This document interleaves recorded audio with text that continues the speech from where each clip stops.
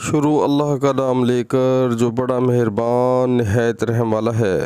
ایک شخص عمر بن خطاب رضی اللہ تعالی عنہ کے پاس آیا اور عرض کی کہ مجھے غسل کی حاجت ہو گئی اور پانی نہیں ملا تو میں اب کیا کروں؟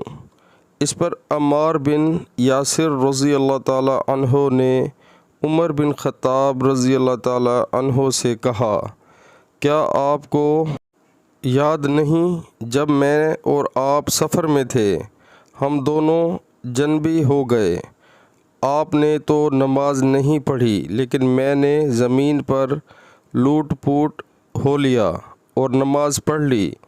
پھر میں نے نبی کریم صلی اللہ علیہ وآلہ وسلم سے اس کا ذکر کیا تو آپ صلی اللہ علیہ وآلہ وسلم نے فرمایا کہ تجھے بس اتنا ہی کافی تھا، اور آپ نے اپنے دونوں ہاتھ زمین پر مارے، پھر انہیں پھونکا اور دونوں سے چہرے اور پونچھوں کا مسح کیا۔ صحیح البخاری کتاب تیمم کا بیان۔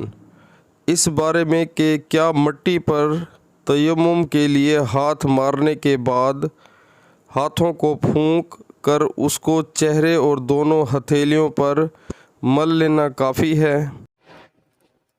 پیارے مسلمانوں، اللہ تعالی ہمیں حدیث پاک سن کر اس پر عمل کرنے کی توفیق عطا فرمائے، آمین۔